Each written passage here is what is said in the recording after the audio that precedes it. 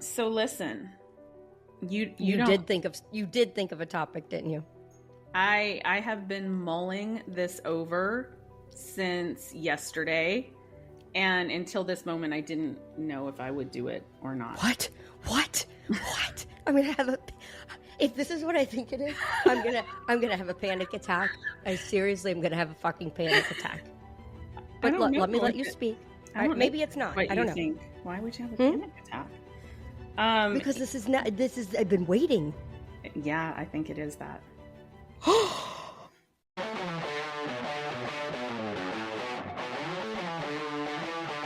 Welcome to Nurses Uncorked, where we pop the cork on everything in healthcare. I'm your host, Nurse Jessica Seitz. And I'm Nurse Erica. On Nurses Uncorked, you get real, unfiltered facts and plenty of laughs. Please follow us wherever you listen to podcasts, and don't forget to rate, review, and download. Become a member of our winery, where you get early access to the podcast, bonus episodes, ad-free content, and much more. Now sit back, relax, and pour yourself a glass as we uncork the truth in nursing.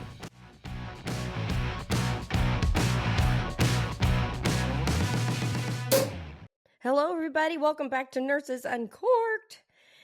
Why do I always say shit like that? Uncorked? Like, why? It's just not necessary, is it? I can't explain it. All right, it's Nurse Erica, Nurse Jessica. Before we get into this week's podcast, we want to give a quick shout out to our newest members of the winery, our newest patrons that support the podcast, Jay Mueller, I'm not sure which way to say it, and M. Gibbs. Thank you so much for supporting Nurses Uncorked. Thank you, guys. And also a big shout out to our long-term patron supporter, Haley, yes, who actually upgraded. I think she's the only one who is a wine cellar patron. Thank you, Haley. That's amazing. And as part of that, we will be having Haley on an upcoming episode at some point. It's like, she's like all that and a bag of chips. You know what I mean? Like, she's the wine and all the wine bottles around it. I mean, that's freaking crazy. Thank you. It's our 99th episode, right, Erica? So we have a treat for you today. Oh my gosh. This are in for a treat. This is the only episode that we're coming on and we don't know what the fuck we're doing. We're just going to wing it. I mean, I think this, who knows where the road may go. And we just have a big thing planned for the 100th episode that we've been working on. And we have a lot of things in the works, which I mentioned before, to the point where I'm even writing like snail mail, writing handwritten letters to P.O. boxes, trying to reach specific people that I'm trying. I haven't even told you that I'm trying to get on the podcast. Like, I've been working on a lot of stuff. Pretty good. But last night, I've been doing that too. No, you haven't. Yeah. No, just last night we're like, Jessica texts me, what are we going to do for this? It's Sunday tomorrow. Like, what do we do? I know. I was like, did we make a plan and I forgot the plan, or no, there's no plan. Yeah. So this could be like really interesting, actually. So next week we're doing our giveaway. I got a cocktail situation. I have. Okay. You see how this goes? Forget. Wait. Before we do the cocktail, I get a text right before the podcast from Erica, because she's always late, and it says, "I'll be on in 4 minutes." I'm like, who the fuck says I'll be on in 4 minutes? I told my husband she's not going to be on in 5. It won't be 3, but in 4. No. In 4 minutes, that's when she'll be ready. I'm like, is she like cooking a fucking rotisserie? Like, that was my best guess. My best guess at the moment was that I needed like, based 4 on more minutes. Based on mascara timage, but the reality was it was 7 minutes because I looked. I figured. All right, I have something different this week, and I have never tried this. I have no idea. I might think this is really gross. I don't know, but I have here a cup of coffee, regular coffee, and I have here whip shots. What? You're doing whippets? Yeah. You're doing whippets? Erica. What's a whippet? I don't know. I've never done one, but it's bad. I don't recommend it, but it's the Ready Whip containers. Yeah, that's like, what this is. People people will inhale the aerosol only to get high. I'm not fucking doing that. Come on now. It just sounded like a whippet. This is vodka infused mocha flavored whipped cream. Where did you find that? At the liquor store. That looks delicious. Did you try it yet? No, I haven't tried it. No, Liar. Look, it's brand new. Can you see the tip? There's nothing. I have not tried it. Okay, I agree. All I did was get the top off. I looked, and they have strawberry, vanilla flavored, caramel. They have all sorts of different flavors. I did fuck up because I've had it in the fridge, and apparently you're not supposed to refrigerate it. So hopefully it works. But I thought this would be good on coffee because it's mocha flavored. So I'm going to give it a try. That's perfect. See, that's a whippet. Erica did a whippet. No, she didn't. It's not working. She didn't inhale it. I'm just kidding. Oh, but nothing's coming that's out. Somehow what the wow. Well, nothing's coming out. Is what it because I had it? Nothing's coming out. That's what I mean. Look. Maybe by the end of the episode, we'll let y'all know if it's delicious or not. Literally nothing is happening here. So listen, you did think of a topic, didn't you? I have been mulling this over since yesterday, and until this moment, I didn't know if I would do it or not. What? I'm gonna have if this is what I think it is, I'm gonna have a panic attack. I seriously am gonna have a fucking panic attack. But let me let you speak. Maybe it's not. I don't know. Think. Why would you have a panic attack? Because this is I've been waiting. Yeah, I think it is that.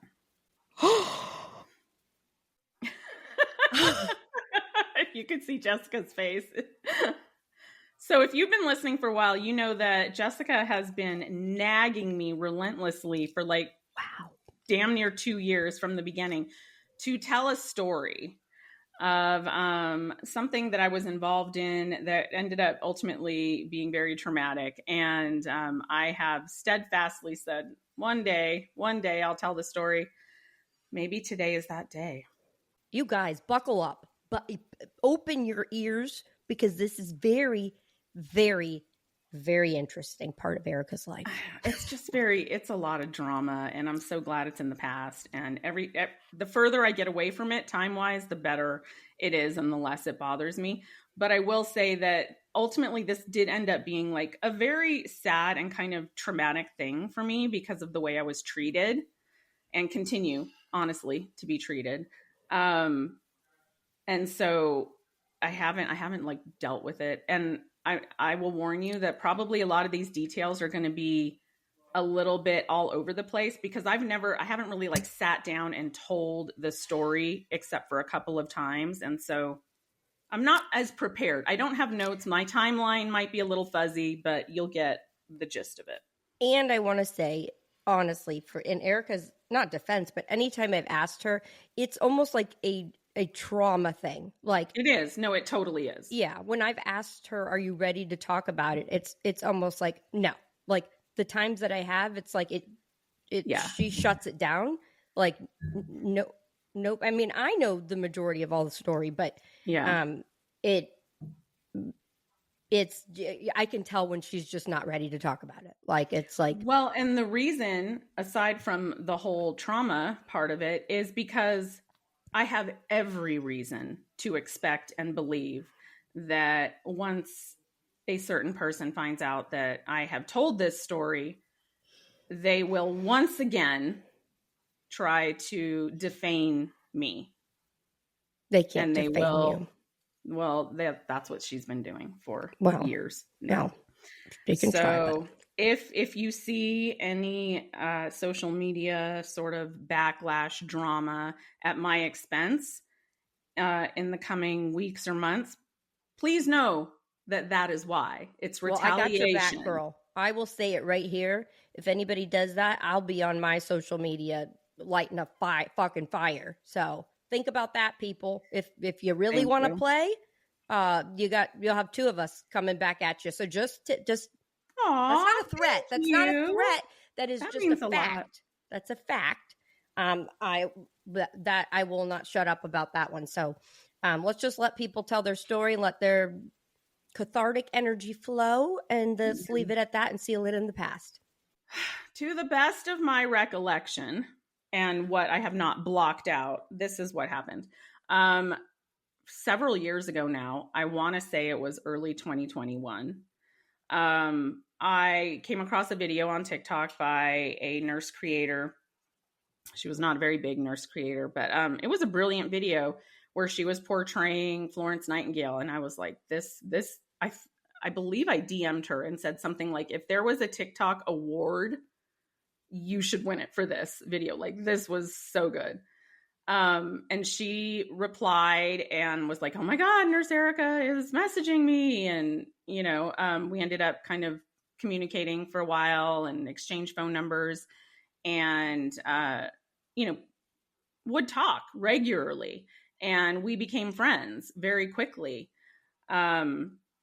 She was working as a nurse at the time, is no longer, as far as I know, working as a nurse and has not for years. And I think that is important to point out. So one night we're on the phone. It's very late. We are kind of lamenting about how broken the nursing profession is. And she is like, Erica, we have to do something. We have to do something. We need to get nurses to get involved, to stand up, to fight back. And I was very cynical, admittedly. And I'm like, look, I have done that. You've only been a nurse a very short period of time. I've been a nurse a long time. I have been fighting this fight for 20 years. I'm kind of done trying to motivate nurses. I've done it for 2 decades. Like, nurses are ultimately apathetic and they don't want to do the right thing and to fight back because they're always scared into submission. So I was very hesitant. She's very convincing. And she did eventually convince me. She's like, no, let's start a movement.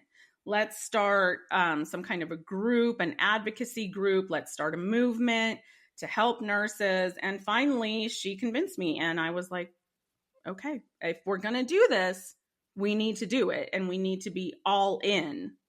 And she's like, yes, 100%. We are going to do this. This is going to be our focus. And so, and I guess in a weird way, I kind of have her to thank for me kind of doing what I do now, because up until that point, I had been doing a lot of like, hey, just so you know, this is kind of what's actually happening behind the scenes in nursing management. I hadn't pushed to the whole advocacy very much yet.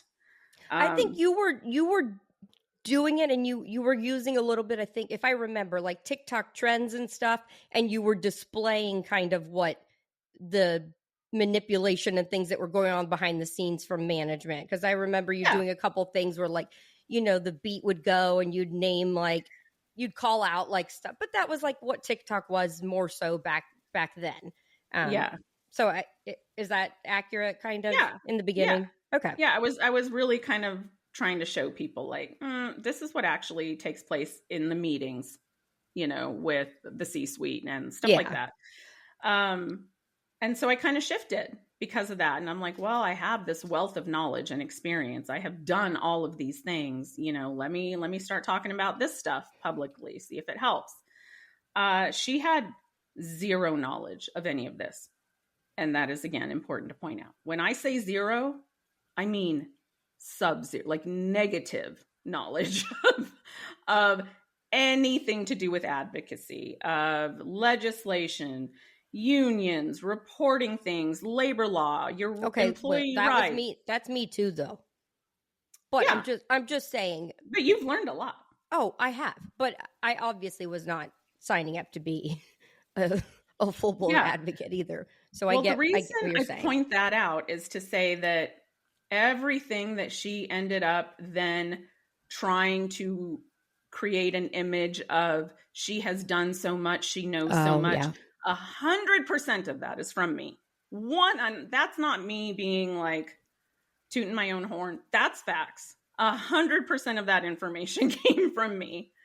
And so, I was kind of as we went along, like teaching her. I mean, it wasn't like a formal, let's sit down and have a class. Like I was just like imparting all of this knowledge and experience. And I get that. But when you first met her, did you feel like did she portray it like she had more knowledge, or was it not? Okay. All right. I was just curious. Okay. No, not at all. Fair enough. Like I said, she really hadn't been a nurse very long at that point. Okay. So you kind of knew that, but you're just saying that throughout the years or whatever that you ended up imparting a lot of information. Okay. Got it. Yes. Yeah. So she's like, we have to come up with a really good name. It was a good name. I'm not gonna It was such a good name. And I will tell you, the name is The Last Pizza Party. And she is very creative, and that's a great name. And it garnered attention. And every nurse hearing it, immediately it would resonate and they would know exactly what that means. And if you're not a nurse listening, that means we're sick of having pizza parties, which is management's way of gaslighting nurses. Oh, we're cutting your staff. You have mandatory overtime, but we ordered you a cheap Domino's pizza for lunch. Yeah. No break today, but you can stand and grab a slice of pizza. Hooray. Someone gets shot at work. Oh, we ordered you pizza. I mean, it's comical, but that's the reality. That's what they do. So that name was very, very clever, and it did resonate with people. So we set about, we started making videos trying to kind of motivate nurses, and educate them. So you started like a pages together, right? Like a yeah. So we started a TikTok page, and then eventually a Facebook page and an Instagram page. And so we would post on our own personal pages, and then we would post on the group page, kind of like we do, for Nurses Uncorked. Yeah, similar. Yeah. Created a private Facebook group that you had to join and be approved to join, because there's always the fear that management is going to be, and they did, but it was supposed to be like a safe place to talk about the things that are going on, the corruption, and maybe kind of unofficially report things, get it out there, that kind of stuff. So we had all these plans and things, and it was hard because she was working full time at that point. I was working full time, and we didn't have a lot of time to devote to this. And so we thought, let's reach out. Let's have some other people help us if they want to. And so she suggested, 2 people that were also nurse creators. I didn't know one of them at the time. But loved her. She was very sweet. I did follow the other one who, in the wake of this, went kind of rogue and really tried to be do awful. I know who those people are, or no? Yeah, you do. Okay, remind me later. Okay. Yeah. But I really liked both of them. I really did. And I was happy to include them. So we would have weekly meetings eventually, like a Zoom meeting, because her and I lived on opposite sides of the country.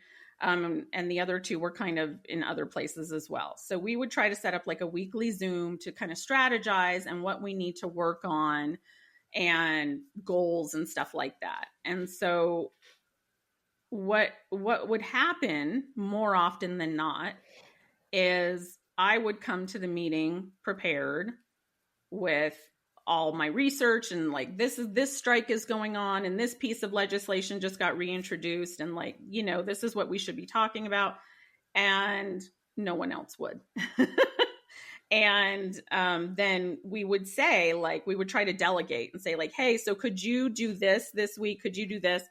And then the majority of the time they just wouldn't. And maybe it's not fair to ask them to. We all were working full time. It was a pandemic. It was not a great time to be a nurse, but they also had agreed to do this. You know what I mean? And it was a needed time. It was a needed time for some kind of advocacy. People were looking for that. It definitely, I mean, I had heard of the Last Pizza Party before even meeting you. It had come up, I think, on my Facebook or on TikTok. So I knew about it and I thought it was amazing. And it was really like, I don't know of any other nurse-led advocacy group that was out there. Not that I know of. If there was, your name wasn't as good. Maybe I don't know. There were, but the problem is they consistently kind of failed at getting the information out there. Like no one else really mastered social media. And if you want to reach nurses, that's what you need to do, you know? Anyway, that's beside the point. So she ended up having all these issues at work, like again and again. And it just, at the time, I felt bad for her because God knows nurses are targeted by awful managers all the time. I have certainly been the victim of that countless times. But even when I was being targeted, we're talking about over the course of some years, hers was like every week. Like there was some crazy catastrophic story every week in which she's being targeted. And at least that's how it seemed to me. Do you think they were fabricated, or you don't know? It's hard to know. No, I don't. I think that, I think was hard to get along with, maybe? No. I'm struggling on how I want to say this. I think that mental health is not real stable there. Okay. And that I'm sure had a part in it. Okay. You know? All right. But at the time I felt really bad for her and I'm like, oh my gosh, okay, so your manager did this. This is what you need to do. You need to report this to OSHA. You need to, write this down, do this. I would like guide her every time based on what she had told me. And then fast forward, those are the stories that you hear her repeatedly say about, I reported my manager to OSHA and I did this. And like, again, 100% of that came from me. Okay.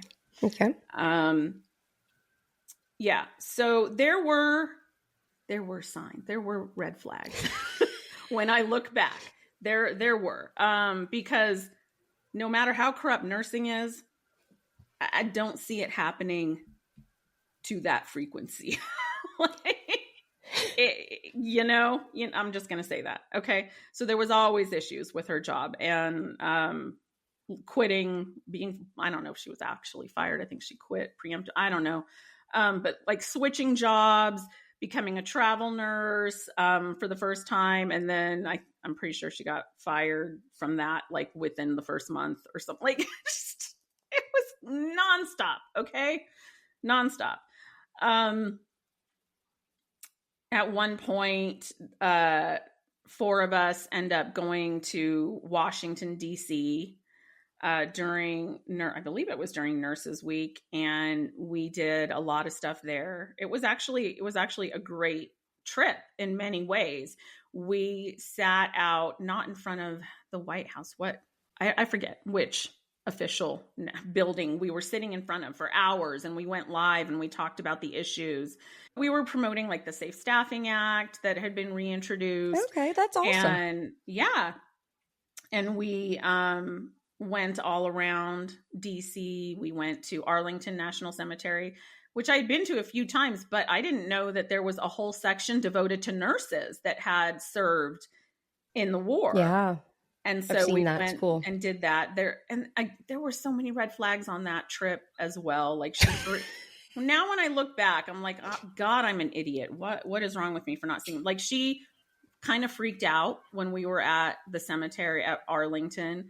And like a panic attack, or no, like, although she did have those, no, like she thought that it was very inappropriate for us to be there, like in the physical area where the nurses were buried, which is totally open to the public. You can walk through all of Arlington. Right. And kind of this was a repeated thing where she would just like shame you in a roundabout way, like for your actions or the way that you would, she did this all the time. And so that's what it was.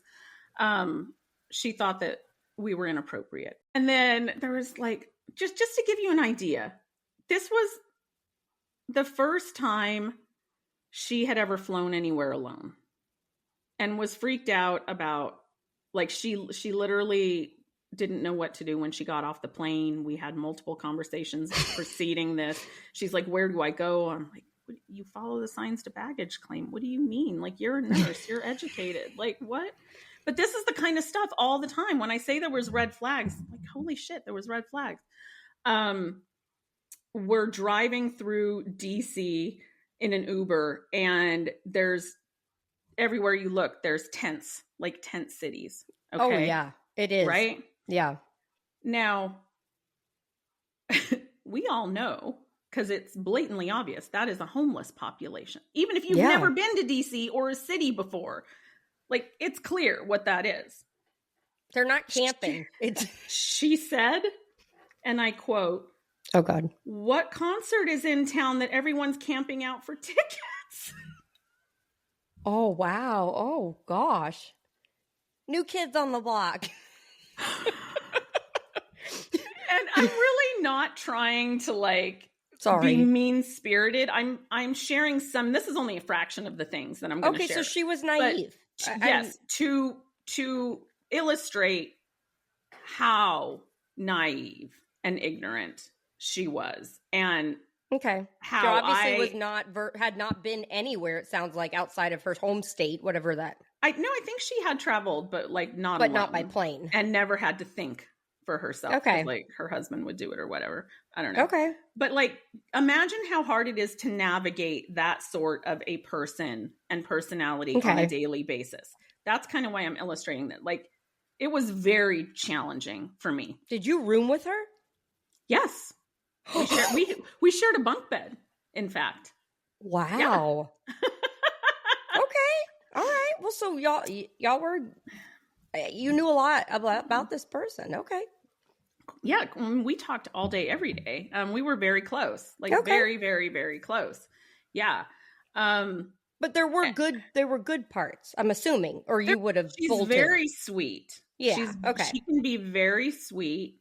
Yeah. As I've said a million times, she's so creative. Like the stuff that she would come up with, I could never, I wouldn't, and see, I hesitate to say that. I was going to say, I wouldn't say she's a bad person, but now I kind of would after what she's put me through, because a good person would not do that. Okay. But yes, we were very close.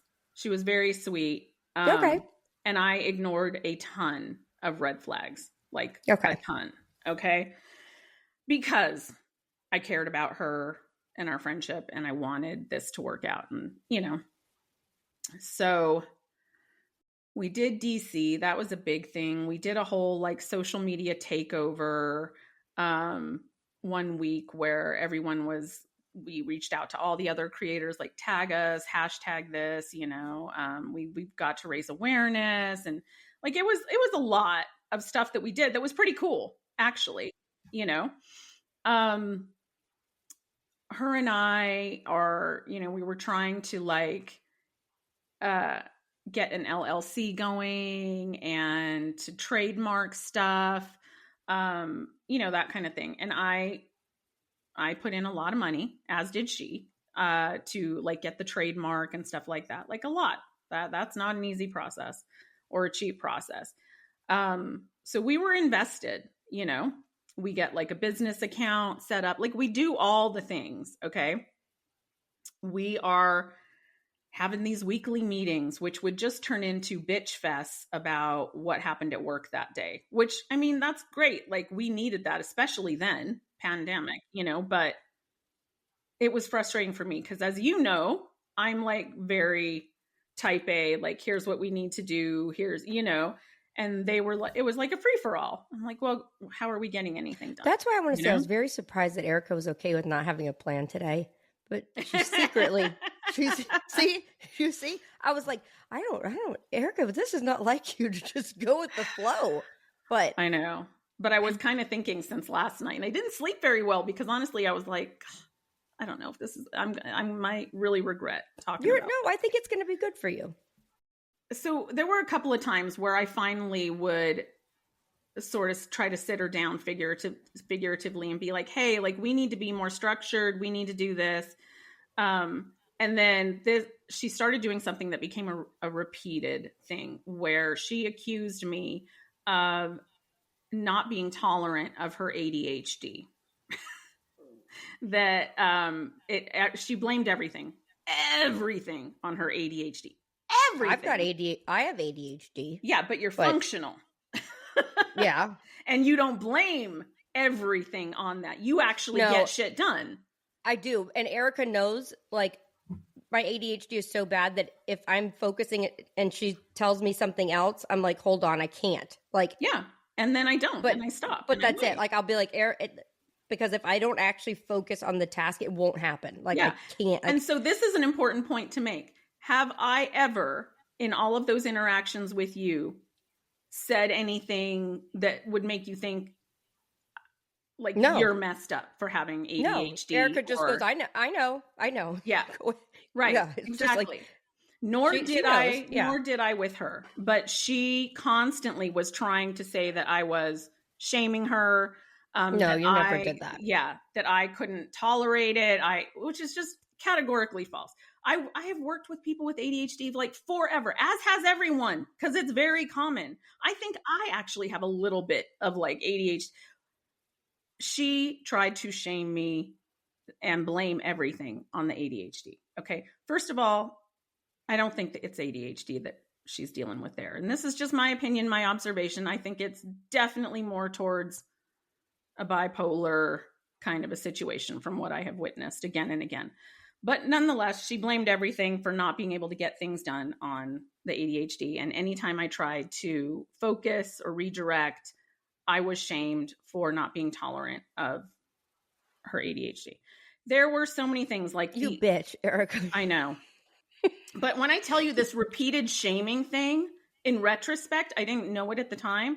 Like, if I used a word that she thought was inappropriate, just on the phone, like her and I, just, where you should feel safe to say something, she would shame me for that. Like, it just was a constant trying to make me feel terrible about myself, shaming me anyway. I don't like that. It was this like never ending, everything. There was always an emergency with her. Like, she lost her wallet. She was getting gas. She lost her keys. She lost all the time.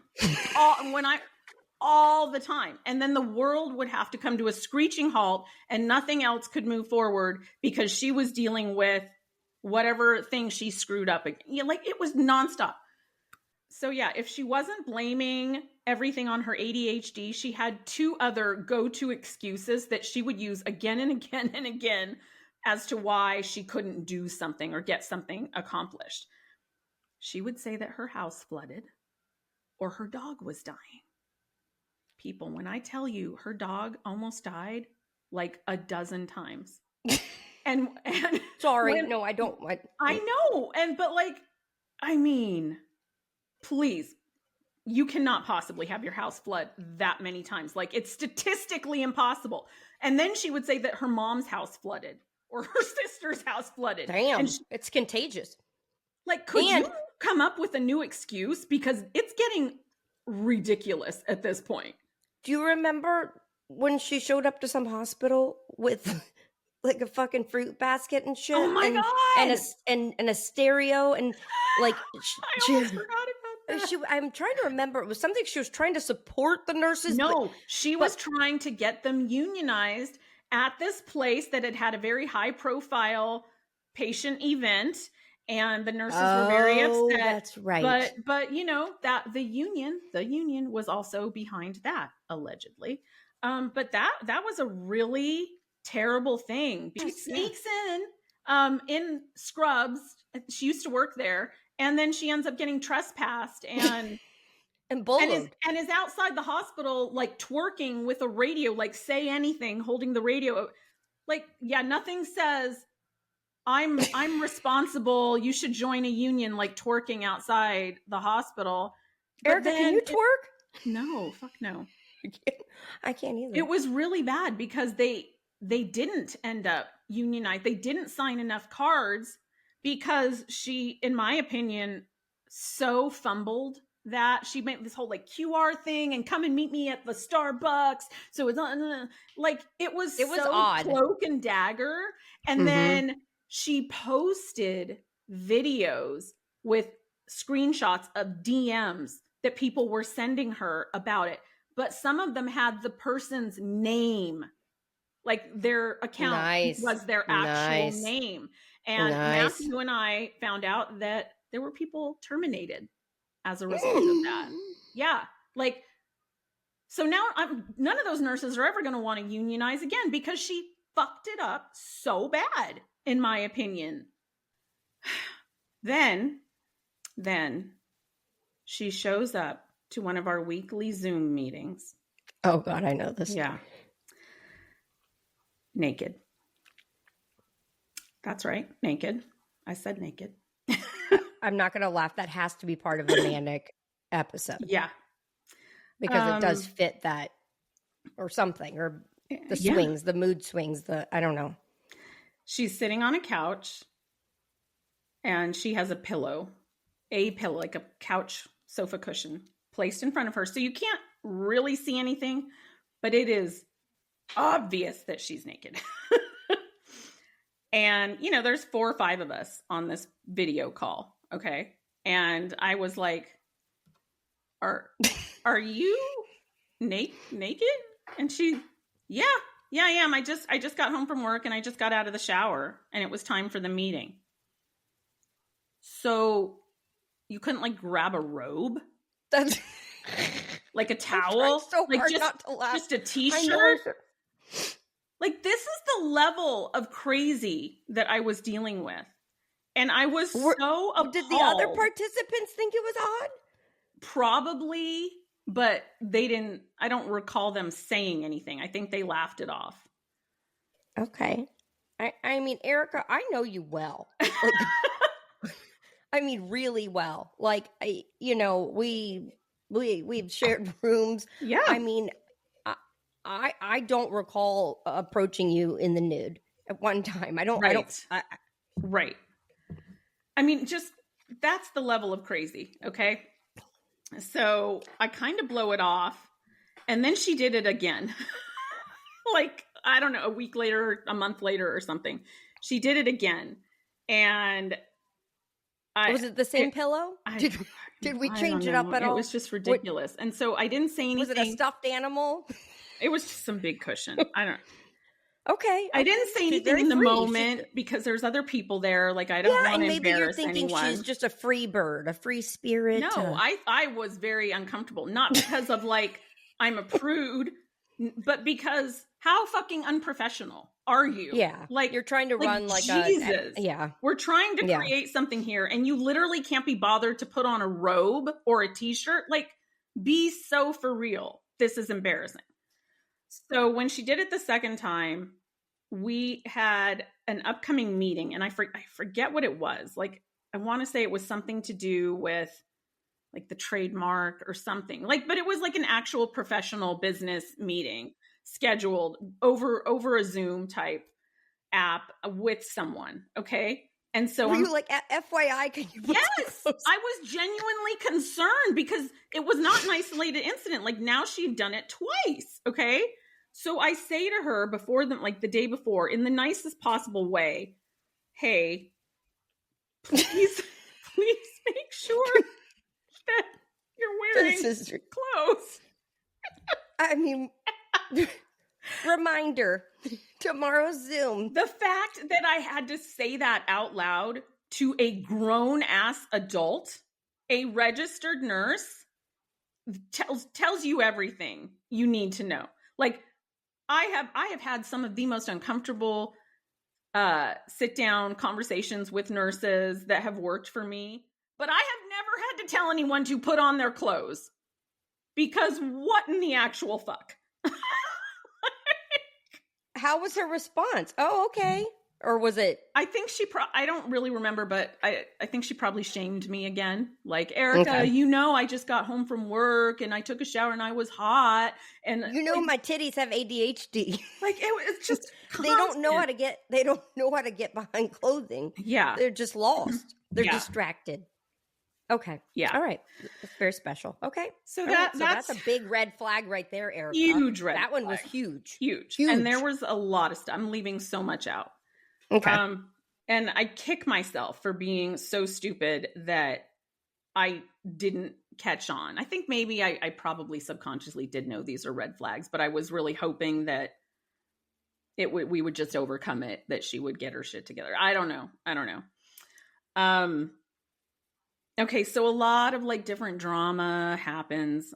We could talk about this for 5 hours, so I have to leave stuff out.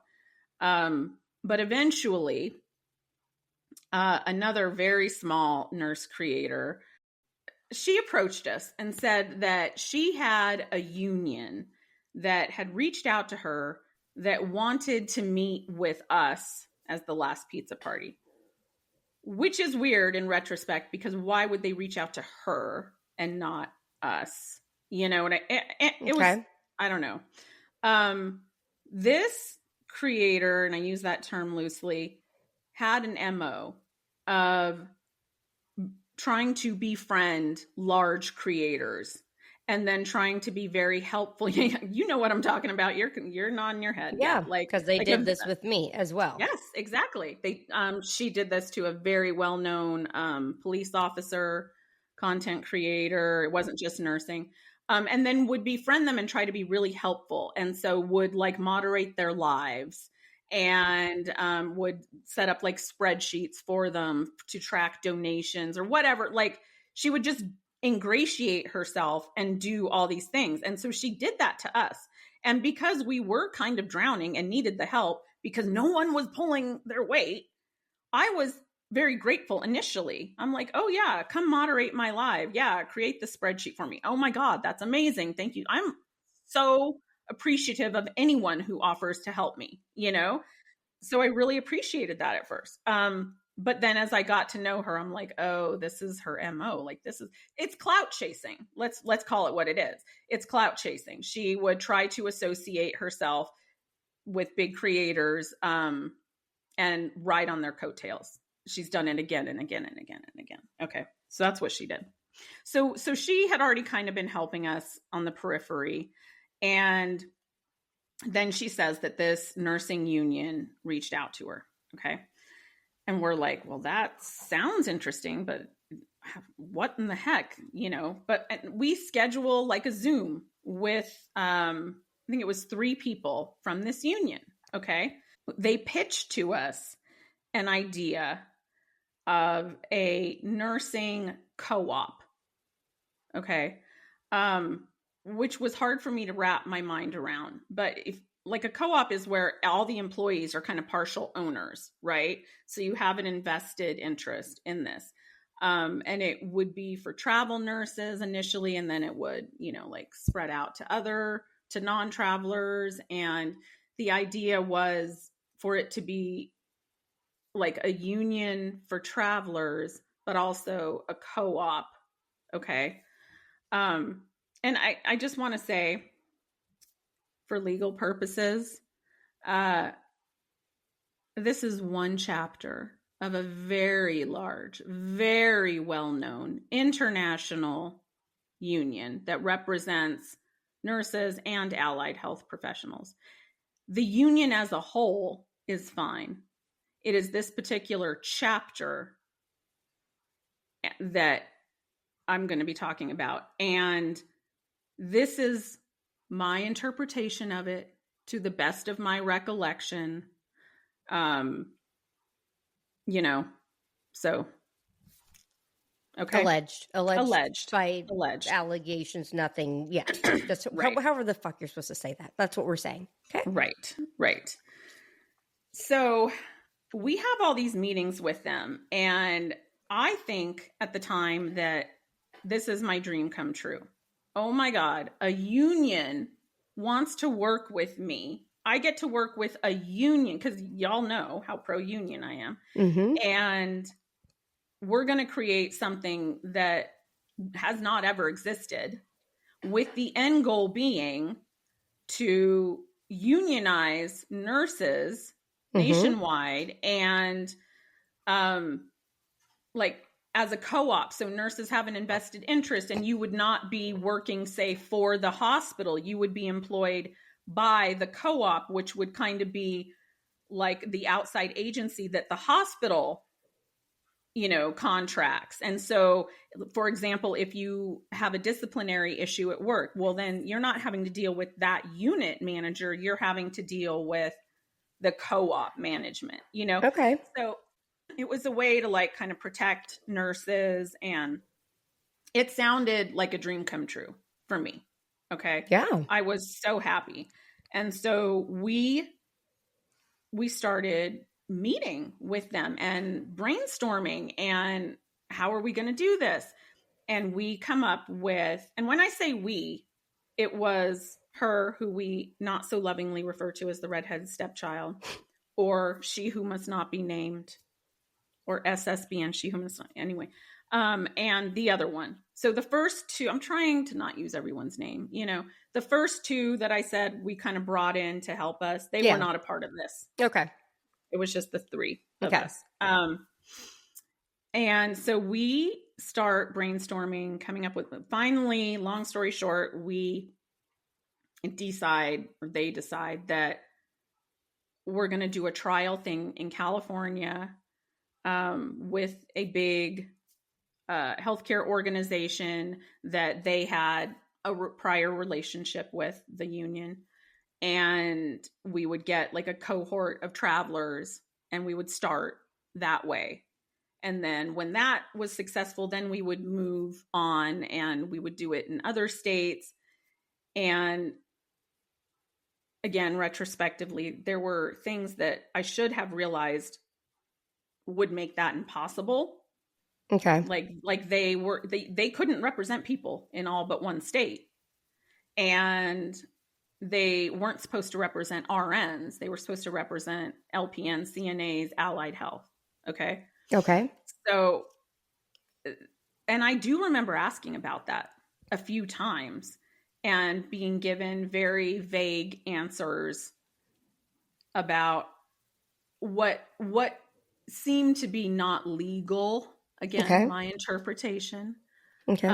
Ways that they had planned to circumvent the law, essentially. And when I look back now, I'm like, yeah, they were clearly trying to change the subject and get me off. But I would question these things from time to time. This is proving to be so therapeutic to finally tell this story publicly. But my God, the amount of trauma that I've been through, that all nurses have been through. I feel like we need Dr. Lori Laws here for some of these episodes to help us process through the trauma. Because a lot of times it's not burnout, it's trauma. It's trauma. It's a trauma response. We have been traumatized and victimized as nurses. Yeah. Yeah, I loved that podcast. If you guys have not checked out Dr. Lori Laws and all that she has to offer as far as helping nurses navigate through the traumatization that they deal with literally on a daily basis, you guys should go to her website, listen to our podcast that we did with Dr. Lori Laws, and head to drlorelaws.com. That's drlorilaws.com/uncorked. It's a wealth of information. Anyway, we move forward with this thing and we start like recruiting basically travel nurses for this travel contract. And we set about to write the travel nurse contract. Now, they needed us because we were the nurses. We had the clinical knowledge to write the contract. They would kind of take care of the business side of it. Okay. None of them with the union were nurses or clinical. Okay. So they needed us for that. So this became a very serious thing. And I will tell you, in all honesty, they were paying us. It was not a great deal of money, but they wanted to meet with us every single morning at like 6 a.m. my time. Every morning we had a Zoom that would go 30 minutes, maybe an hour. Like it was a big time commitment. And then we would have, these other meetings and sessions to write these contracts. And this went on for months. And so, yes, they were paying us because we devoted a ton of time to this. A ton. Okay. But that is your time, and you were trying to help come up with the contracts and all that. And okay, fair enough. So we write a beautiful contract. like it's a work of art, and it protects nurses in every conceivable way. It's, stuff like you cannot float to a higher acuity level, what else? Like we would have a break nurse. It's like every conceivable thing that you could think of that a nurse has to face as a potential obstacle or problem. We had covered that in the contract. Every basis. Yeah. It was beautiful. It was a work of art. We were so proud of it. Okay. And so this goes on for months. It takes us months going back and forth doing this. And then finally, the president of the union, allegedly, who, and let me pause there and insert something. And I'm sorry, this is kind of all over the place because, again, I haven't really said this out loud too many times and I've blocked a lot of it. But there were red flags early on because people had reached out to me about the president of the union who I did not know prior. And they're like, Google his name, Erica. So I did. And when you do, you get some very concerning stories in the press about sexual harassment at work. For, I forget it, I don't know if it was him or employees, and that was covered up or both. And that like a reporter knocked on his door and he beat the shit out of the reporter and got arrested. It's like something like there's a lot of. So the president of the union had some shady that gave me pause. Yeah. And I did ask about that with our union contact person that we met with daily. And she would say like, a lot of that's in the past. He's moved on. And you know how it is with the media. They exaggerate things and just stuff like that. And then I would hear how he ended up kind of taking over another union at one point, which is a thing you can do, but I don't know that it was necessarily done on the up and up. Like there were red flags. Okay. Allegedly.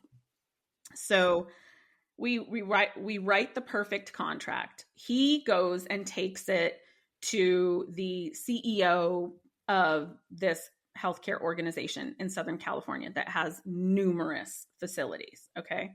And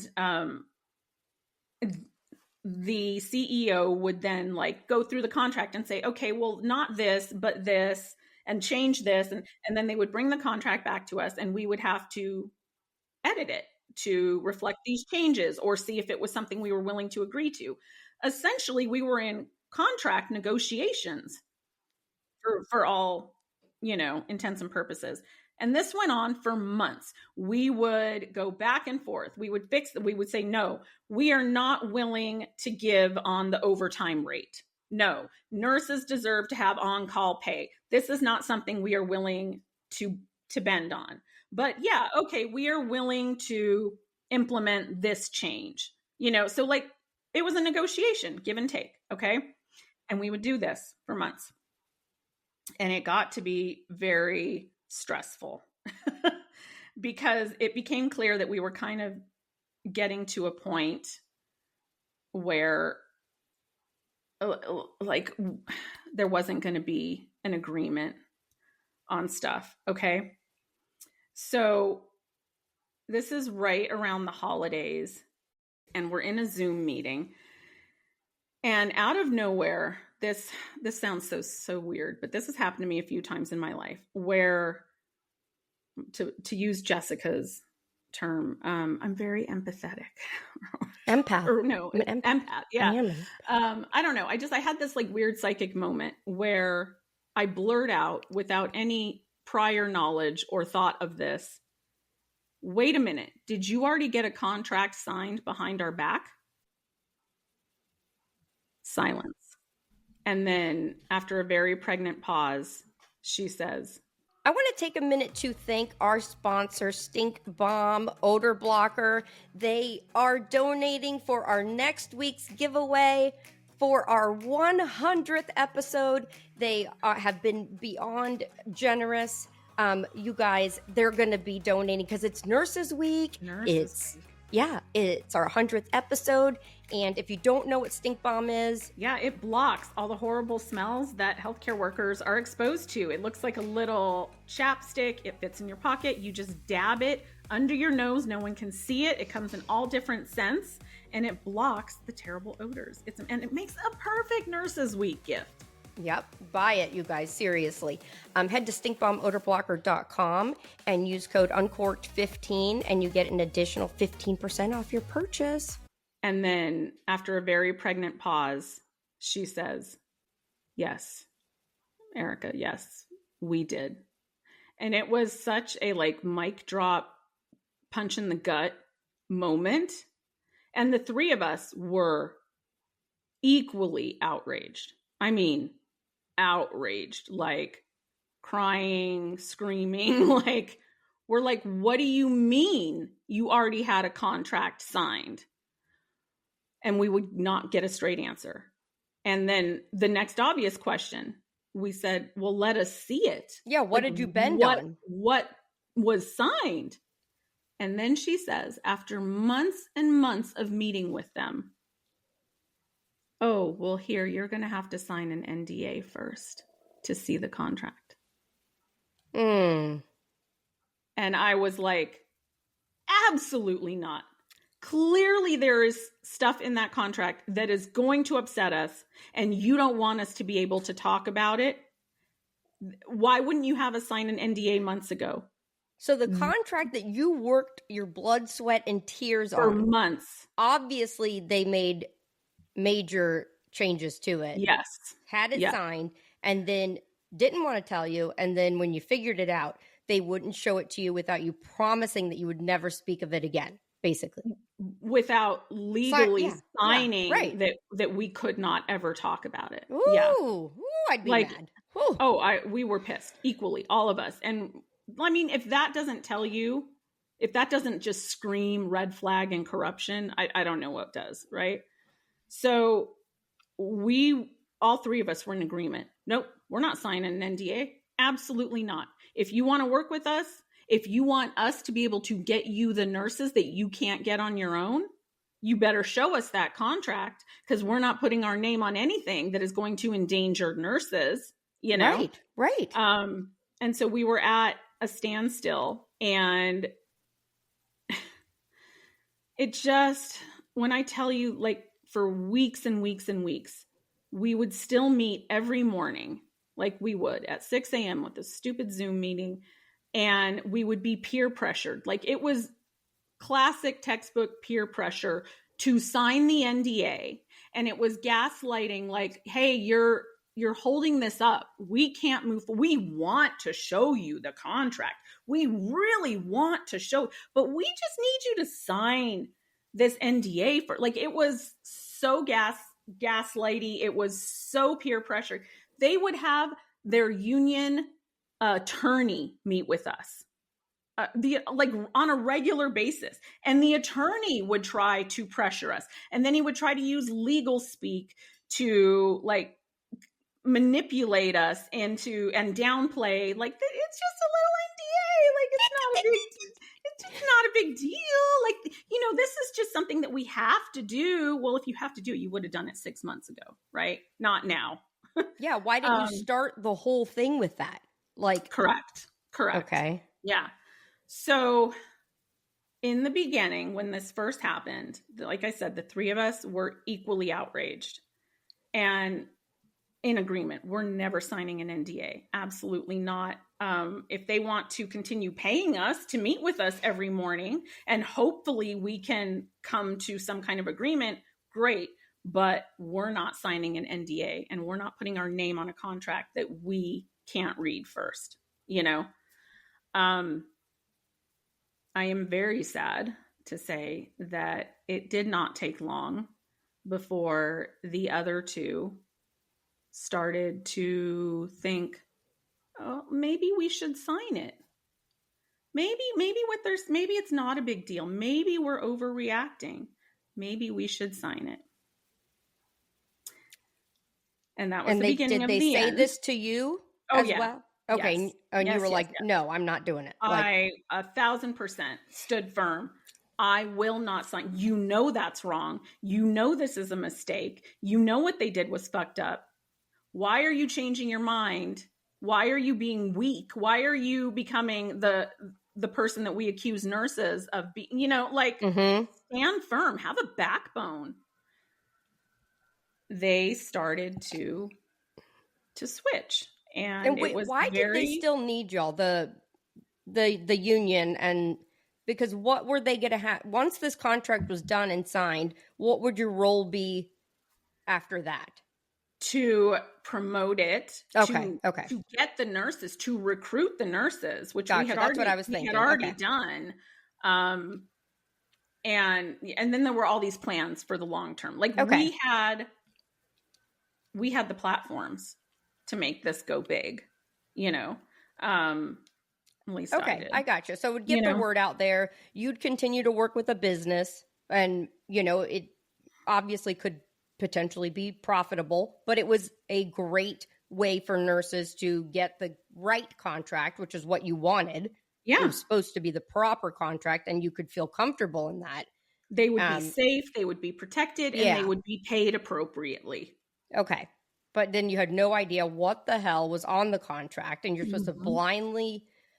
Ooh. And why did they sign it behind our back? Like clearly that there's something fishy going on. Huge red flag. So they essentially changed their mind eventually.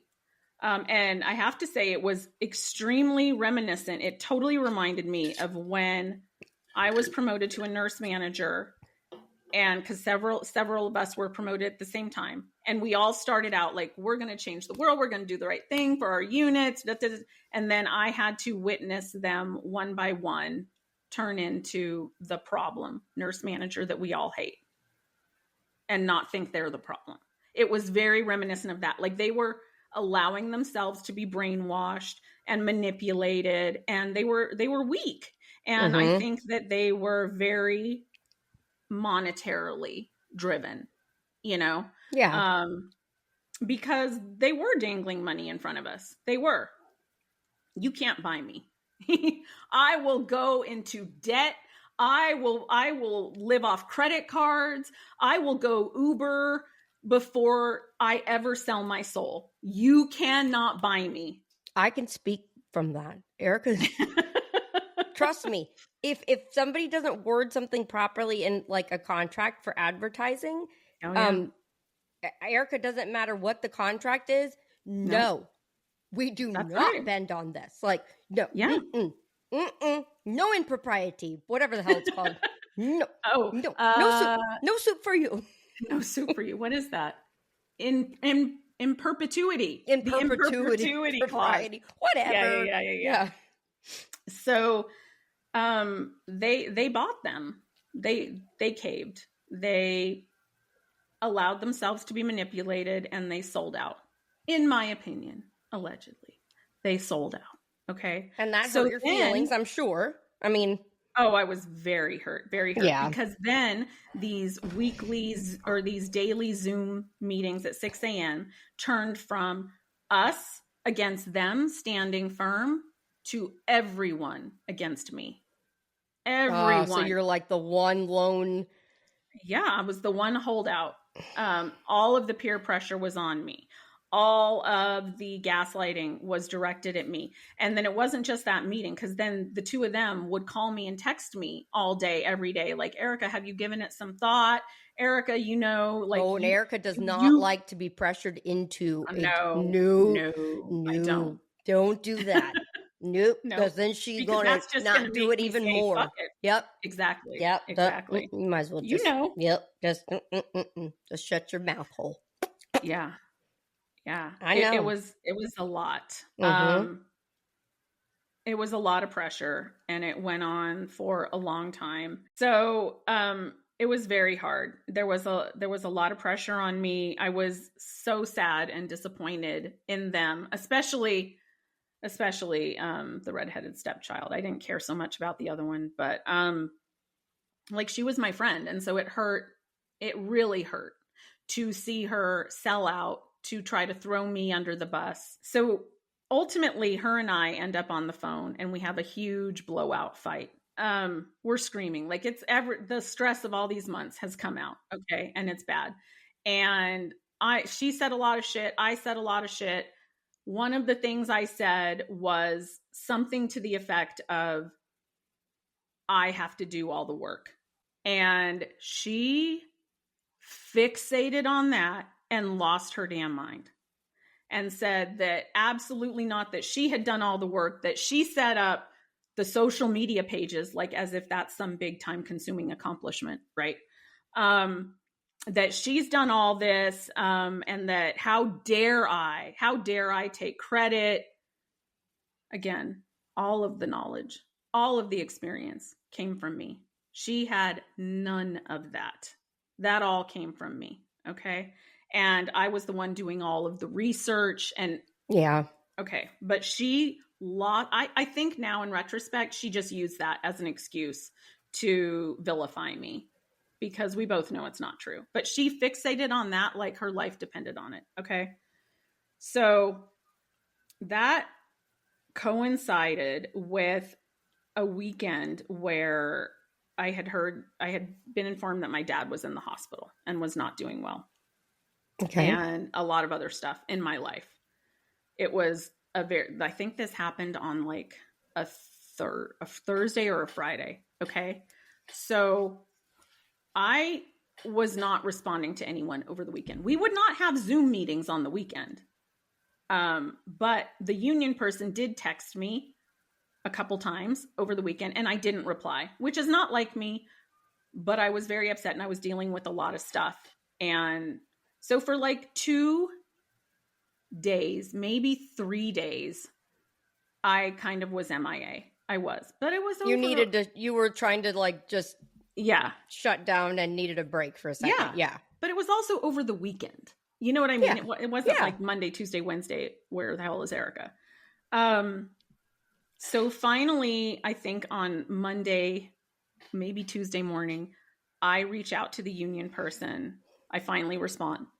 And she's weird. She's like, I'll call you soon, which is weird. She's normally very responsive. And calls me hours later and is being very cryptic. And like, it's like she wants to tell me something, but she doesn't. And again, I have a moment and I'm like, did they sign the contract? Did they sign the NDA and the contract? Yes, Erica, they did. When we couldn't get a hold of you over the weekend, they used that as the excuse. Yeah. The two of them signed the NDA and then subsequently signed the contract, effectively pushing me out. Ooh, ouch. It hurt. It hurt. Ugh. And I immediately, when I got off the phone, reached out to the redheaded stepchild. And, like I called her. I'm like, what? You signed? I wanted to confront her. I would go straight to voicemail. My text wouldn't go through. I could not get a hold of her. So, and then I couldn't get a hold of the other one. And like, it was clear they're blocking me. They wrote you out. Yeah. I go back to the union person and I'm like, I need to talk to her about this. Like, I can't get through to her. I need to talk to her. When I tell you, and this is the embarrassing part, for me, this is one of the reasons I have never shared this story, is because I'm embarrassed about the next part, because I allowed myself to be manipulated. And I take pride in not normally doing that, So this starts weeks of the union person being like the mediator between us, because she wouldn't, the redhead stepchild would not talk to me. So I had to go through the union person. So it would be like, she would pass on a message to her and then I would get a message in return, but everything was like, it would take 2 or 3 days in between. And it was maddening to me. And I'm like, look, nothing's going to be resolved until her and I talk. Like, this is absolutely ridiculous. Like, we need to just talk. This is so stupid. And then I'm told that she is afraid to talk to me. That she's like literally scared of me. She doesn't know how I'm going to blow up at her. She's afraid. And so, come on. But I mean, she was heated too when you guys had that. Oh yeah, for sure. Okay. For sure. Well, then you could say you're scared of her too. I don't get scared by people. I know, but I'm just saying it was the same thing. Yeah. Like if you guys were both heated, it was the same. Yeah. And I will say, like, when I'm very upset, when I can be a little over the top. Yeah. No. Yeah. You know how I am. I'm very assertive. No. I'm very direct. Does my voice raise a little bit? Yeah, it does. Not as much as mine, though. I think I that's win. True. I do too. I think you do win. And that says a lot. That does. But you know, like, I'm very direct. I'm very accusatory. Was there some validity to her being afraid? I think it's totally exaggerated. Was I going to be hard on her? 100%. 100% that was never going to be an easy conversation. Yes. But fucking grow a pair and be an adult and come to the table, because you're a child at this point. Like, I'm afraid to go have this scary conversation over the computer, not even in person, with this scary person because she might tell me something I don't want to hear. Like, grow the fuck up. So weeks of we need to talk. And I'm told that she's afraid to talk to you. But I think, this is the union person talking, I think I can convince her to meet with you if I can tell her that you have worked on your communication skills. I'm not fucking kidding. And if you are willing to abide by certain rules of the conversation, at that point, Erica, it's so fucking stupid. It's so fucking stupid. At that point, I just needed to talk to her. So I was like, sure, okay, whatever. I'll abide by the rules. I'll play. Okay. Yeah. This bitch sends me, the union person sends me one of those like personality tests, but it's not like the regular, like, here's a link on Facebook. It's one of those like, no, it's like $1,200. The big corporations use these. Yeah. These like crazy in-depth personality tests that take hours to complete. What? Yes. And she's like, Erica, you need to do this. And then it's going to analyze you. And we're going to go through your results together. I'm not fucking kidding. Okay. But listen. Wait, was everybody going to take it? No, just me. Just me. Because I was the problem. They were afraid to communicate with me. I was the problem. It didn't matter that they sold out and signed the NDA and the contracts. That's fine. No, Erica is now the problem because she's scary. Because you were the outsider. That's why that you were. Yeah, I know. That's honestly, I have done these tests, these kind of personality things before. I've done the big in-depth ones when I went into management. Like, I'm fine with those. And I actually really appreciate and enjoy learning that kind of stuff about myself because it helps you to improve. So I had no problem doing that. I'm like, sure, I'll do that. I can probably already tell you what it's going to say about me, the good, bad, and the ugly. But I'll do that. So I do it. It takes hours. I do it. Get the results. The union person and I set up, a Zoom to analyze my results together, which is essentially 2 hours of let's talk about everything that's wrong with Erica. Like, it's not easy to hear. Oh, y'all should see my eyeballs. Oh my God. That's horrible. It was bad. It was really bad. So I'm told what a piece of shit I am, for lack of a better term, in every conceivable way. Every deficiency in my personality where I, whatever. I am analyzed to death. And I'm embarrassed that I allowed her to do that to me. And I'm embarrassed that I was going to say, I'm surprised you tolerated that. I'm really surprised. Yeah, because it's really not like me, right? No. that's how desperate I was to repair things. Because at that point, I really thought if her and I could just talk, because she knows me, I know we're friends. Like if her and I could just get on the damn phone together, we could clear this up and we could somehow repair this and move forward. You know, I really felt like that. And so I'm embarrassed that I let her, the union person, and I'm sure the redhead stepchild behind the scenes, manipulate me, gaslight me, and make me feel bad about myself and paint me as a terrible person. I am very, I guess I pride myself on being like a really strong person, but I wasn't at that point. And I'm embarrassed by that. And that's part of the reason that I have not talked about that. So I go through the whole thing. I'm gaslit for weeks by the union person. Erica, here is how you need to communicate with her when we finally have the Zoom meeting. You can only ask open-ended questions. You know, all the shit that we already know. Instead of saying you need to start your statements with I, and like all the shit that we already fucking know about therapeutic communication. And she's like literally coaching me daily on how I'm going to have this conversation. This goes on for weeks. And then it takes forever to get her to agree to schedule it. Well, maybe this day, but she has to get a babysitter. Mind you, by this point, she's not even working as a nurse anymore. It takes forever to get it scheduled. And then I'm giving ground rules. Like, okay, she's agreeable to meet you at 3:00 on Tuesday or whatever it was, but she will only commit to 45 minutes. And then we are going to end it even if you're mid-sentence, like it's a fucking Senate hearing. Like it was so insane. But that's the compromise. That's what she's willing to do. The compromise, what is she compromised on? Nothing. So we finally, oh my God, finally have this.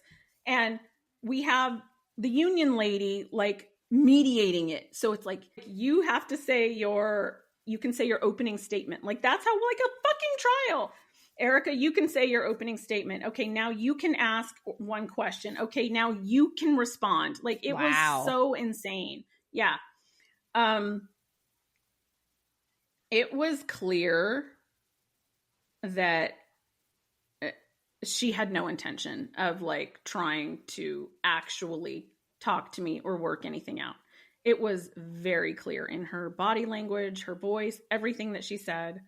And again, I'm kind of embarrassed because there were times during that because I was trying, my goal was to repair this.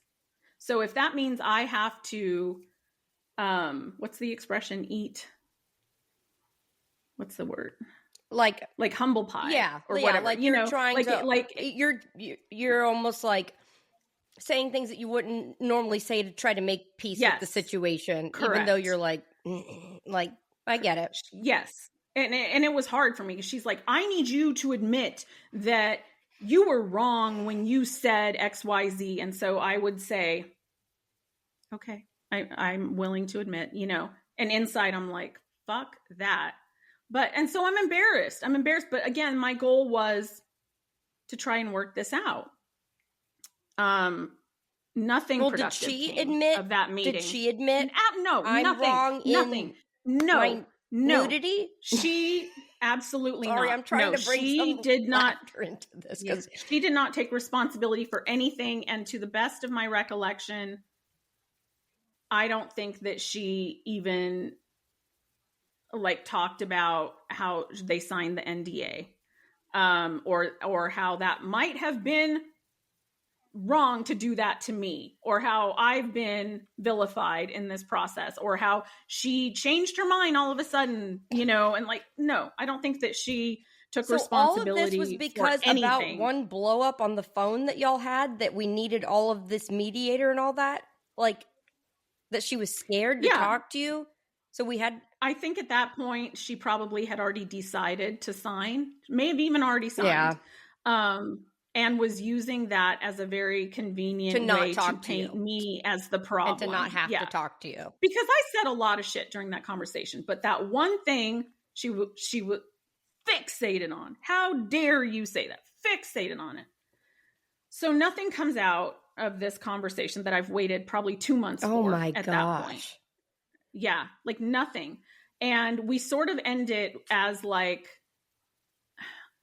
let's see what happened. Like it was kind of open-ended. Like there was So nothing. What did y'all do with the last pizza party during that 2 months? Okay, during so that two.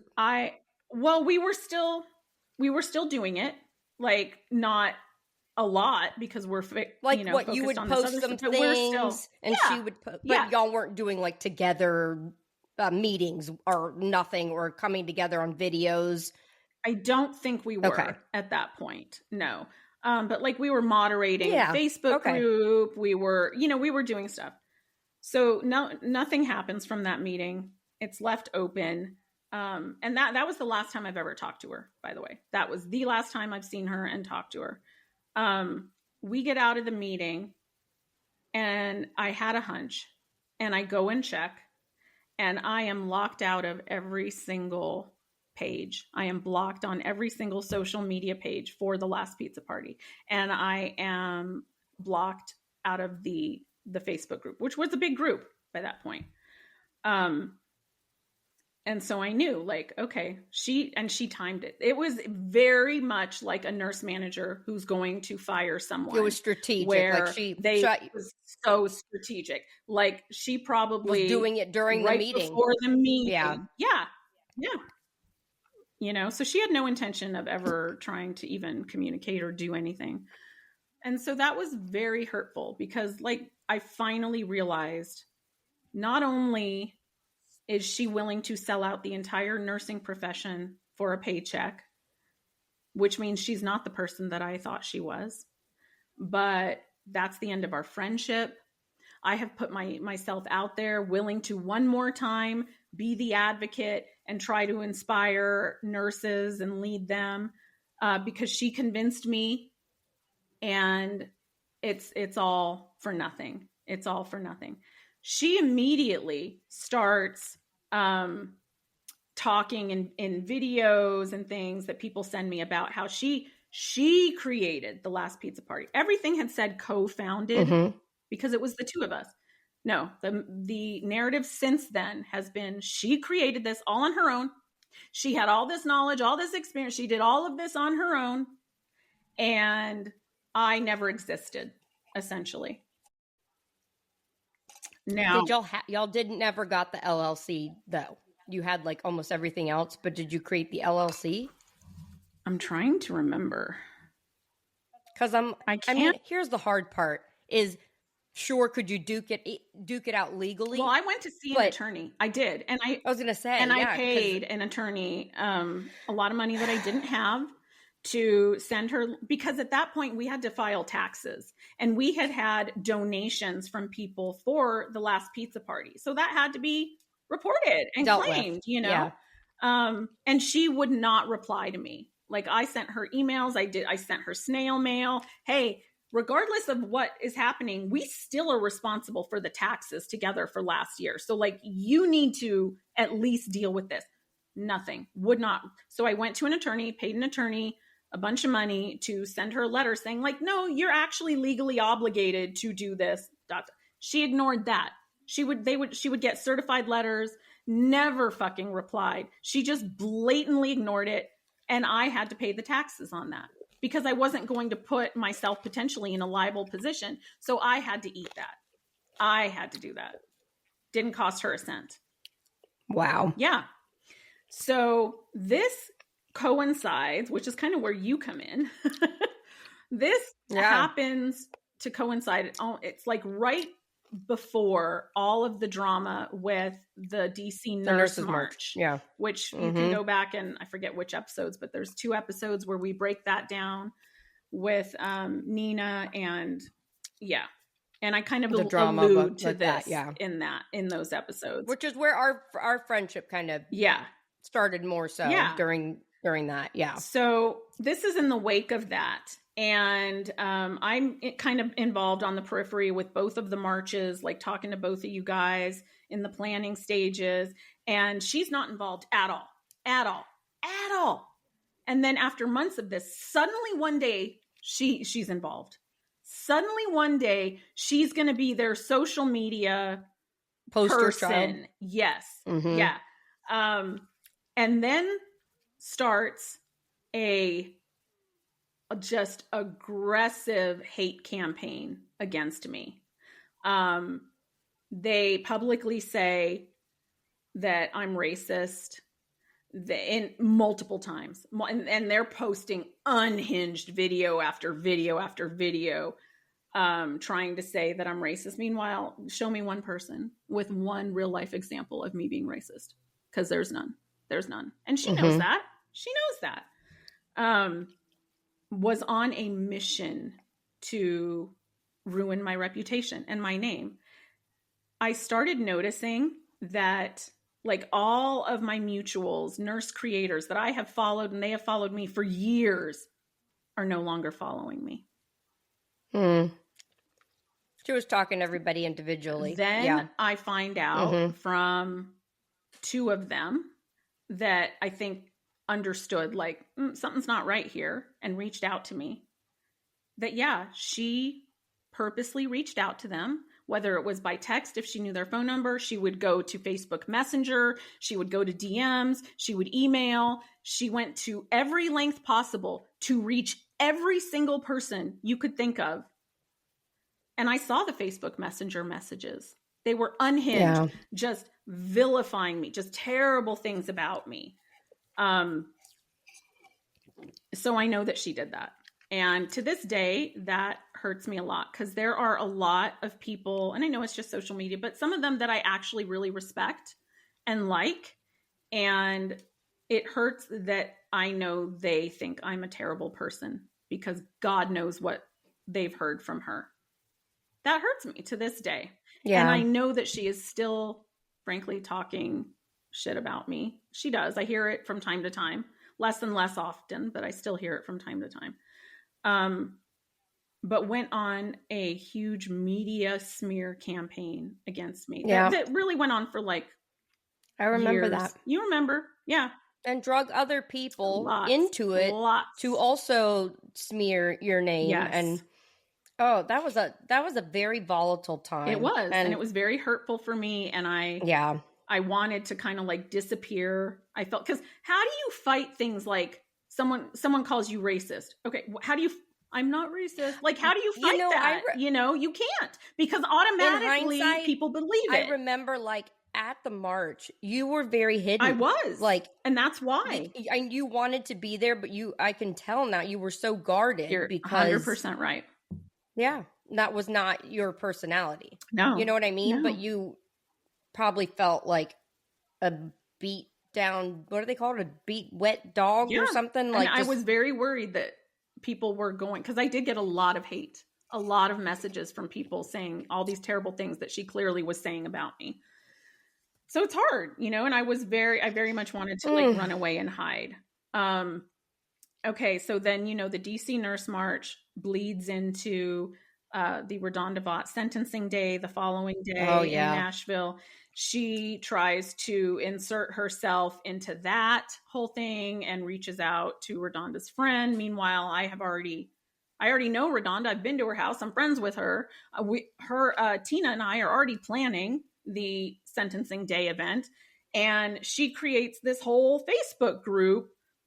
I forget what it was called, like something about nurses on Tennessee or something, and tells the world that she is hosting the sentencing day event. Like we already have the permit and the, like, what are you talking about? So wait, mind you, the Nurses March had that same drama where there was like two freaking marches because all of that drama that she created in the DC Nurse March, she did exactly the same thing on a smaller scale for RaDonda's sentencing day. It was RaDonda was working with Tina and with you. Yeah. Like, and I was trying not, like, RaDonda's facing prison time. Okay. She has other shit to fucking deal with. Right. Than this stupid drama. So I very much did not involve her. I did say once, like, hey, they're problematic. I don't think that you should involve them. And that was the end of it. I did try to tell her good friend, like, this is kind of what's going on. You really shouldn't involve them. Despite that, and probably because I didn't go into enough detail, I somehow end up in a fucking group chat that Redonda's friend has created, because she didn't really know, with me, she who must not be named, the redhead stepchild, the other one, and the other, what do we want to call her?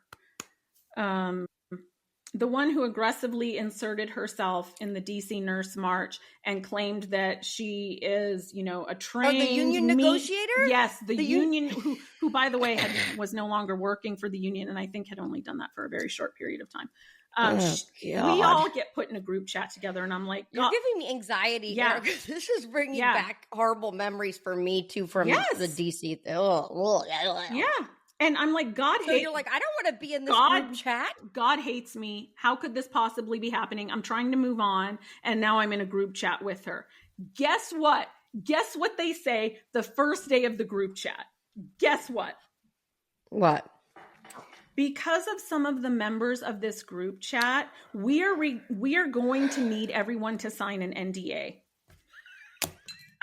You not. Again. So we're just trying to do a nice march for Redonda and her sentencing day, and now we have to turn this into a legal. Yep. And you didn't even ask to be involved with her. What the flip? Yeah. Poor Redonda's friend though didn't know that you guys didn't. Oh God. Yeah. Yeah. So I tell her friend on the back end, like, I'm not signing an NDA. And she's like, yeah, I thought that was weird. I'm like, yeah, because they're fucking problematic. And they know that I know what they have done.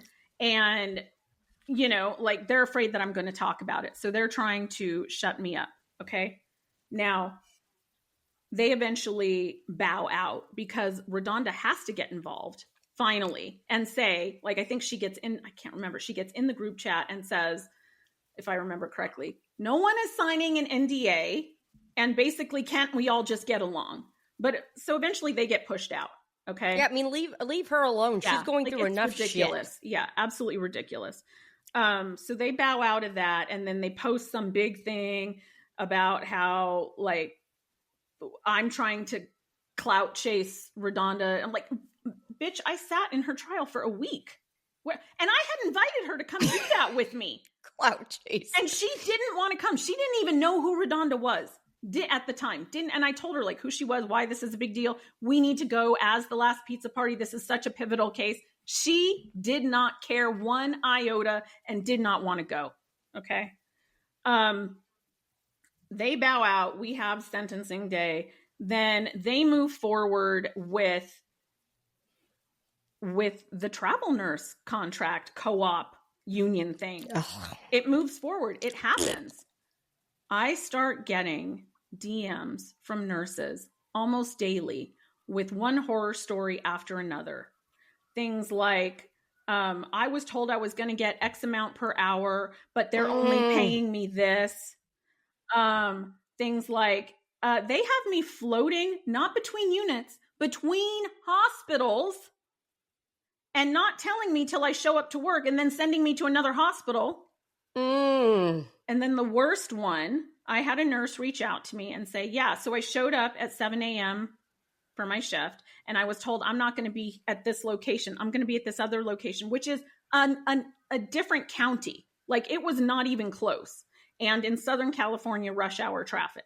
So she has to drive to this other county, to another facility, not on the clock, because I asked. They did not get paid time, according to this nurse, which is something I never would have agreed to in the contract. They're not on the clock, driving from point A to point B. She gets in a car accident. She's disabled. As far as I know, still is. A single mom. Oh, God, that's awful. And they were, according to her, denying her any kind of workman's comp, any kind of coverage, because she wasn't on the clock, because of the contract that they signed and agreed to, that I never would have agreed to. So were people messaging you because they knew you were with the last pizza party and they thought you were still associated? Yes, because I never publicly, to this day, I have never come right out and said, hey, I'm no longer associated with them, because I was really trying to take the high road. And I probably should have just said it then. I probably should have, but I never did. And so, nurses still assumed I was a part of it. They would call the company, the co-op, and not be able to get a hold of anyone. They're like, it just rings. No one ever answers. I need something happened. I need to get a hold of them. No one will answer. What am I supposed to do? And I'm like, I don't know. I was trying. So you would address it like with individual people and say, I would tell them I'm not a part of it anymore. And then some of them, I would try to give them advice to the best of my knowledge. Like, well, if it were me and that happened, this is what I would do.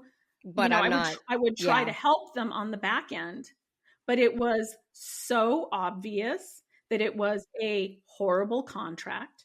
It was so obvious that nurses were being taken advantage of, like they always are, that they had no protection, and that some bad things allegedly happened to nurses. And they just were trying to make the money off of, that's what the end goal was. And And so if you notice, if you have been paying attention, the only time that the two of them, or I probably should say 99% of the time, when you hear them talk about any kind of union action, any kind of legislation, anything that they're posting about, it's always in California only. And one redhead stepchild does not live in California. Okay. It's only the stuff that the union wants them to post, that the union is paying them to post. Oh yeah, you all need to go and support SB whatever in Southern California for minimum wage and blah, blah, blah, blah. That's the union's legislation. That's the union strike. That union that's paying you a lot of money. That's a horrible, horrible, horrible story. They sold out nurses for a paycheck.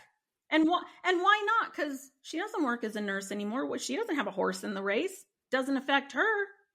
It should affect her conscience. It should. I mean, does she have a soul? It should. So that was extremely traumatic for me. And I will say that a turning point for me was, I don't know, a year or two after this, where another union, not this union, had actually come to town to meet with me, and we had lunch. And I tell them this story like I'm telling you, but it's the first time that I'm saying it out loud as like a cohesive beginning to end. So at the end of it, the union person, and she was like the president or director, I forget, something up there. She looks at me. She hasn't said a word. And she goes, Erica, you don't know what they did to you, do you? And I'm like, well, yeah, they pushed me out. They treated me like shit. They sold nurses out. What do you mean? She goes, and she looks at me dead in the eyes with all seriousness. And she goes, Erica, they organized you out, which is a union tactic, a well-known union tactic. Yeah, and it hit me like a ton of bricks. They did. And I'm like, oh my God, they did. And I don't know why I didn't see it. That's exactly what they did. Because it was you were in the center of it. They knew that I was not going to cave. They knew. No matter how much the union wanted me, I had the largest platform.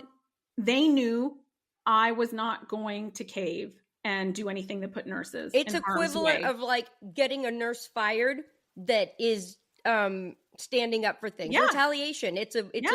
They find a way to do it. It doesn't matter what it is, whether it's write-ups and putting them all back to back, or they were going to get you out no matter what they needed to do. She looks at me and she goes, it's the oldest trick in the book.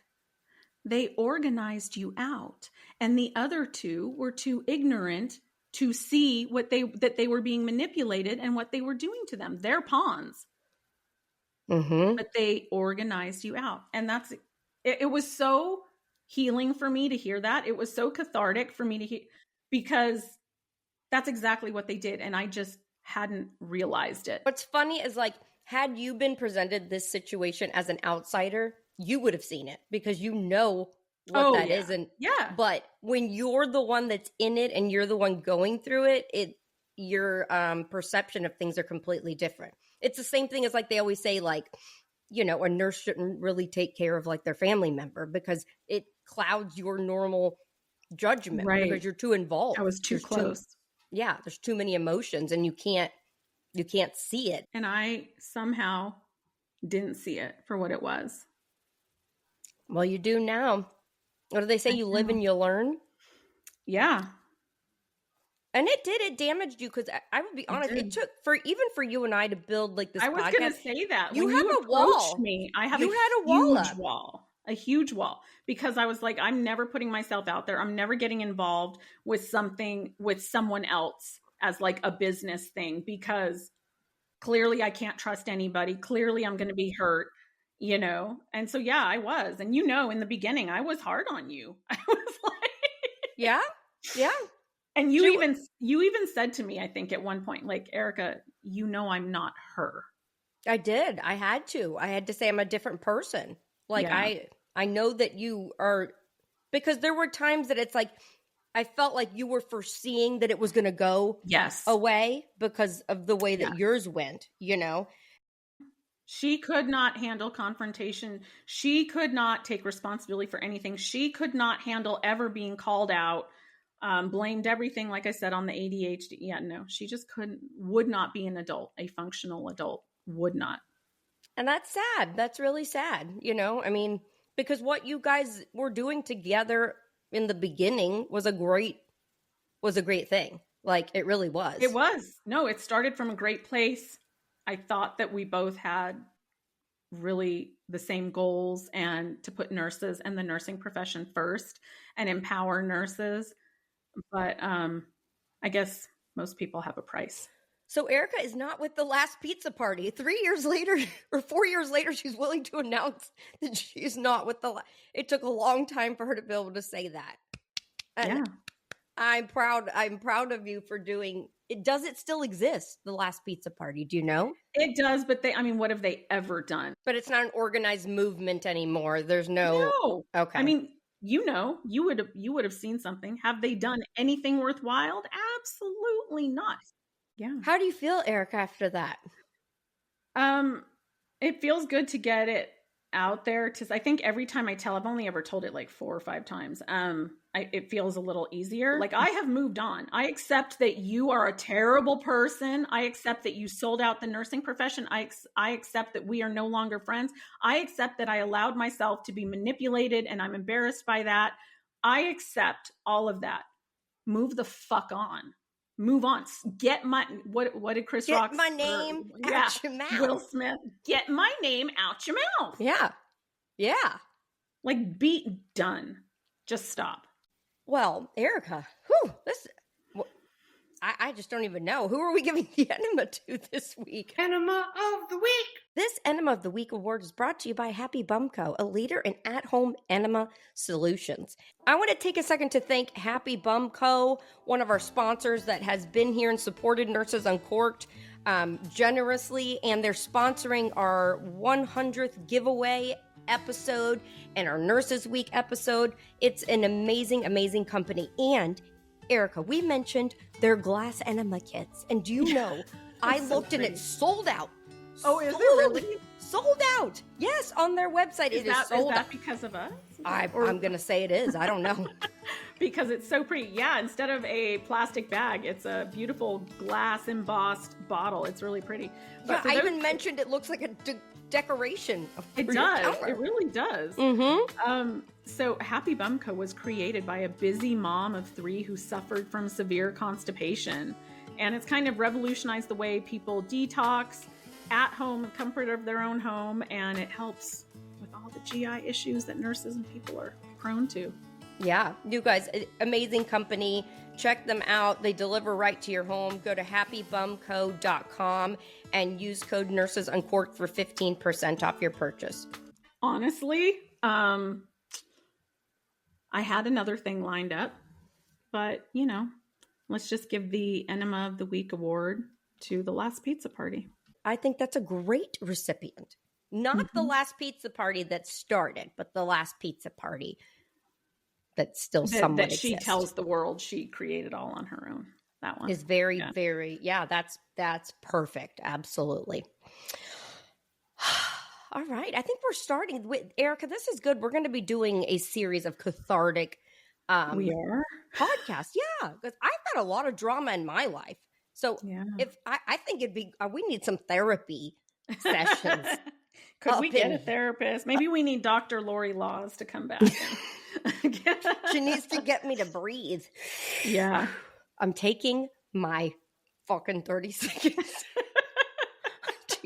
I'm on my 30-second break. Okay?